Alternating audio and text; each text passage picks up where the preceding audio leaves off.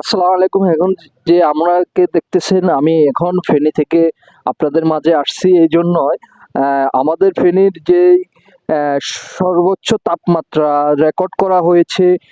রাতের ভিতরের শীত আরো তীব্র থেকে তীব্রতা বাড়বে এবং যারা শিশু বাচ্চা বাড়ি বাসায় আছে তারা কিন্তু আরো সতর্ক থাকতে হবে।